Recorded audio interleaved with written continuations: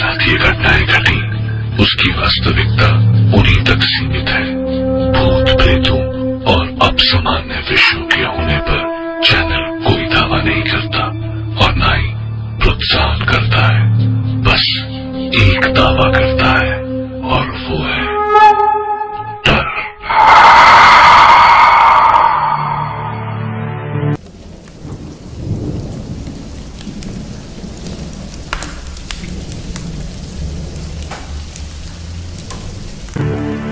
कहते हैं कल्पना हकीकत से ज्यादा बड़ी और अद्भुत होती है, लेकिन सच और सपने के बीच का फासला भी बहुत कम होता है। कई बार हमारे साथ घटी घटनाएं हमारे लिए तो हकीकत होती है, पर औरों के लिए कोरी कल्पना।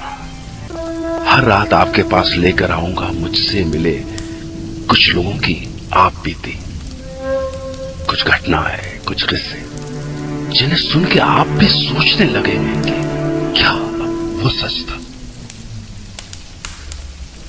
हाय, my name is Rahul. Actually मैं भूत प्रेतों में बिल्कुल भी बिलीव नहीं करता हूँ, या आप यूँ कहूँ कि नहीं करता था।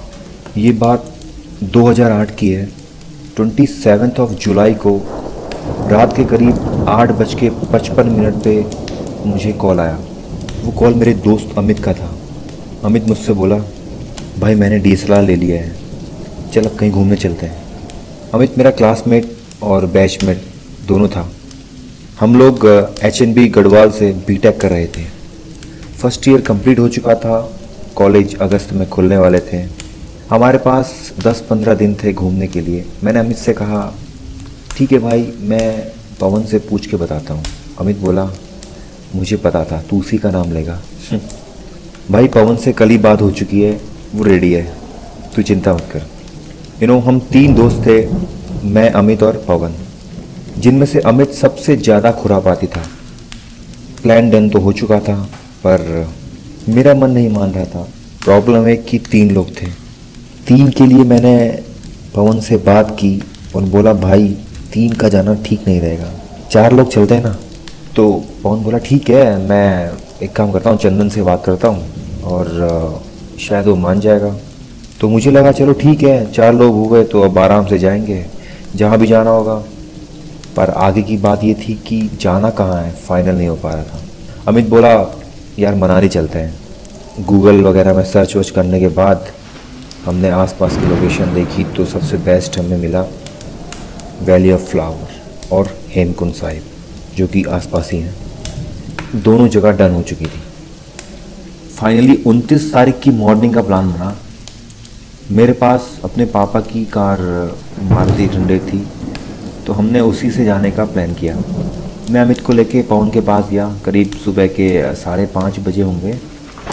वहाँ जाकर मेरा मूड बिल्कुल ऑफ हो गया। पता चला कि चंदन, जो कि चौथा बंदा था, उसने आने से ही मना कर दिया।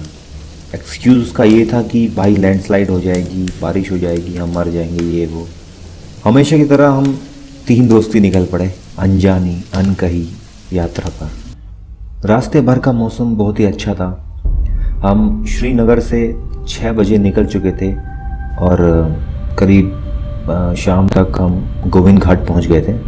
नीचे कार पार्क की और एक पुलिस वाले सरदार जी से, जो कि पंजाब पुलिस में थे, उनसे हमने बात की। तो उन्होंने बताया कि अभी आप नीचे गुरुद्वारे में जाइए, लंगर कीजिए, अपना सामान वहाँ रखिए और वहीं रुकिए, क्योंकि ये यात्रा 17 किलोमीटर लंबी है और आप कल सुबह जल्दी निकल जाना। तो उस रात को हम गोविंद घाट ही रुके। वहाँ अच्छा इंतजाम था, हमारा सामान भी वहीं जमा हो गया। हमने कुछ ज़रूरी सामान लिया और सुबह करीब 7 बजे निकल पड़े।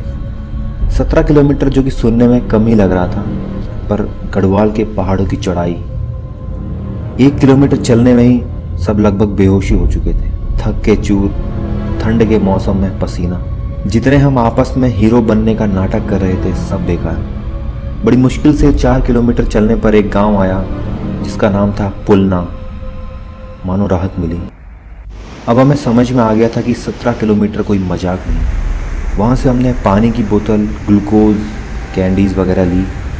वहाँ कई खच्चर वाले भी थे, पर ये सोच के कि हमने मना कर दिया कि कहीं दूसरा दोस्त ये ना बोले कि इसमें तो स्टेमिना ही नहीं है, यही सोच के हमने खच्चर बुक नहीं किए और पैदल जाने का डिसीजन लिया।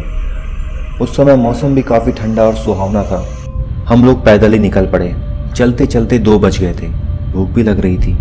एक जगह हमने माइलस्टोन देखा, वहाँ लिखा हुआ था घांगरिया 2 किलोमीटर, हेमकुंड साहिब 8 किलोमीटर।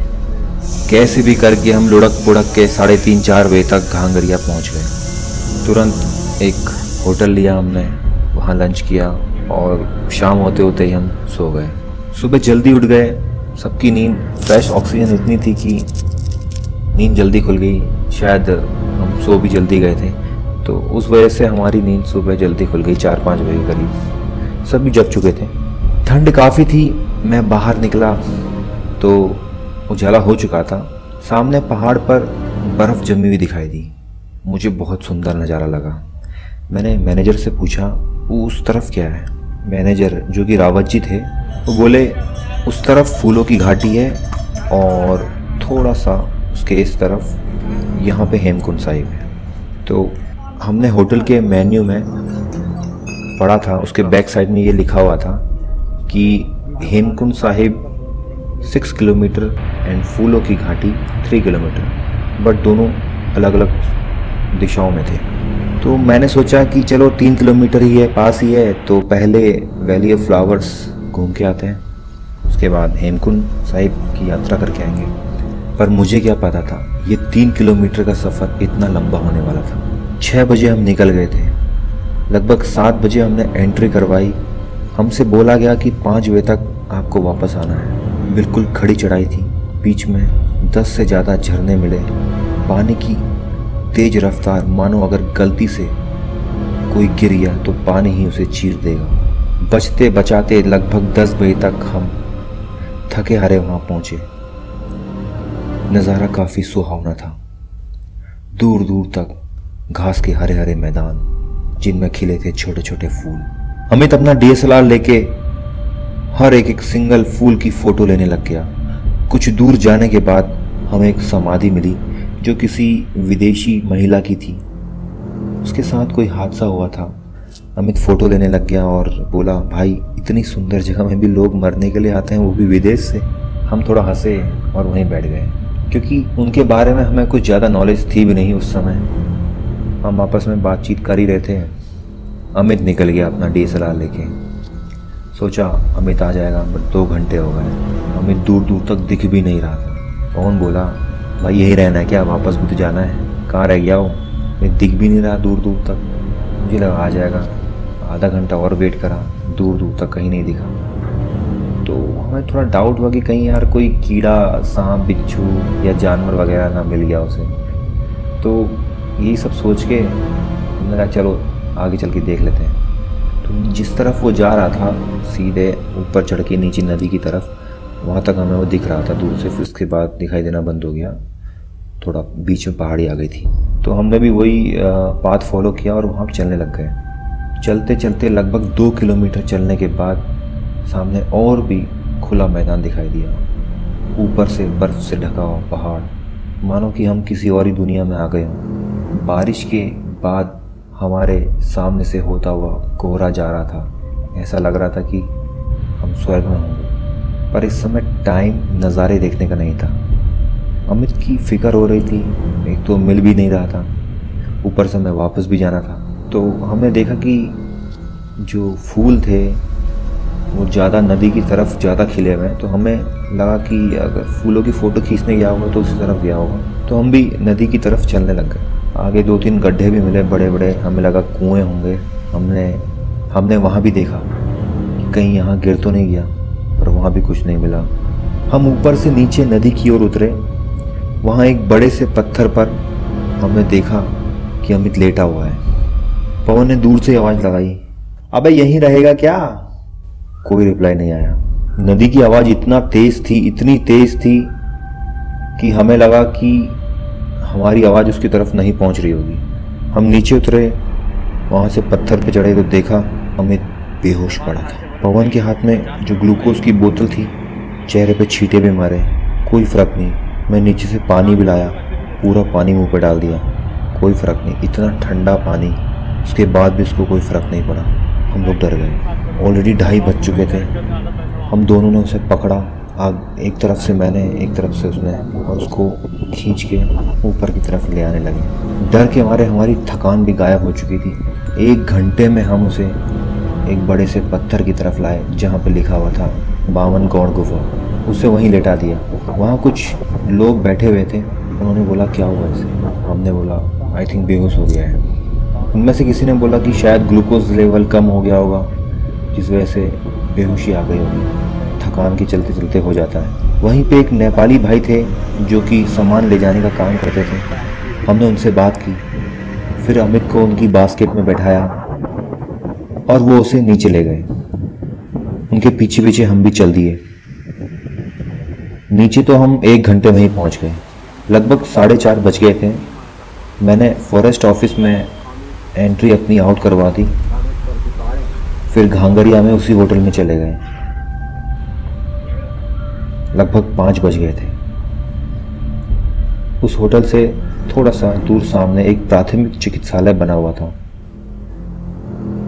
मैं उधर गया, देखा शटर बंद है, हॉस्पिटल शायद बंद हो चुका था। उसके बाद जो उन्होंने बोला उसमें मैं यकीन नहीं हुआ। उन्होंने कहा तुम्हारे दोस्त को लगता है परियां उठा के ले गई थी। गढ़वाल में परियों को आंचरी या देवी भी कहा जाता है। कुल मिला के उनके कहने का मतलब था कि कोई सुपर नेचुरल पावर से अमित अफेक्टेड हुआ है। हमने पूछा आप ये कैसे बोल सकते हैं? उन्होंने बोला कि पूर्णिमा के समय परियां यहाँ आया जाया करती हैं और तुम्हारे दोस्त ने लाल रंग के कपड़े भी पहने हुए हैं। अमित ने रेड कलर की टी-शर्ट पहनी हुई थी, इससे भी वो परियां अट्रैक्ट होती हैं। ये बात सुन के तो हमारे होश ही उड़ चुके थे। थोड़ी दूर एक मेडिकल शॉप थी, वहाँ से हम उस शॉप में बैठे हुए एक सरदार जी को लेकर आए। उनको पूरी बात बताई। उन्होंने उसे कोई इंजेक्शन लगाया, आई थिंक ग्लूकोज या एनर्जी वाला कोई इंजेक्शन होगा। उन्होंने बोला शायद इसका शुगर लेवल डाउन हो गया होगा या फिर किसी फूल की खुशबू से इसको मधोशी छा गई होगी। इसकी बात पे विश्वास करें, इस पे ना करें, कुछ भी समझ में नहीं आ रहा था। रावत जी ने अमित के सर पर कुछ विभूति टाइप की लगाई। अमित बेहोशी था, जिससे जो हो सकता था उसने वो किया। हम तीनों रूम में थे। हल्की हल्की सी नींद आँख लग चुकी थी। लगभग 1 बजे अमित बेहोशी में कुछ चिल्लाया। मेरी एकदम से नींद खुली। मैंने देखा कि पवन अमित के पास पहले से ही बैठा है और उसे जगा रहा है। अमित क्या हुआ? अमित क्या हुआ? थोड़ी देर में अमित होश में आ गया था। उसने मुंह धोया, पानी बहुत ठंडा था। बोला ठंड लग रही है। अंदर रजाई में बैठा। पवन बोला भाई तूने तो मरवा ही दिया था आज। अमित बोला मेरा कैमरा कहाँ है? मेरा कैमरा तो जल्दी से। मैंने बोला अबे बेहोश पड़ा हुआ था भाई, तुझे कैमरे की पड़ी है? अमित बोला नहीं, मुझे मेरा कैमरा तो दे, तुझे कुछ दिखाना है। मैंने कहा क्या दिखा रहा हो ये? पवन फिर बैग से कैमरा निकालने लगा और उसी टाइम मैंने पूछा अभी हुआ क्या था ये तो बता। बोला भाई मैं पत्थर पे चढ़कर नदी के पार मुझे 2 लड़कियां दिखाई दी, उनकी फ़ोटो ले रहा था। तभी मेरे हाथ पैर इतने हैवी होने लग गए कि मुझसे कैमरा भी उठाया नहीं गया। और उसके बाद क्या हुआ मुझे कुछ भी पता नहीं है। पवन बोला ले भाई तेरा कैमरा। पवन बोला भाई तेरा बीपी या शुगर लेवल लो हो गया होगा और तभी तू आई थिंक बेहोश हो गया होगा। तभी कैमरा ओपन हुआ। हमने बोला भाई पिक दिखा, कौन सी लड़की की बात कर रहा है? फटाफट लास्ट सीन जैसे ही कैमरा खोला और फ़ोटो देखी तो फ़ोटो में सबसे पहले वही फ़ोटो दिखती है जो सबसे लास्ट में खींची हुई।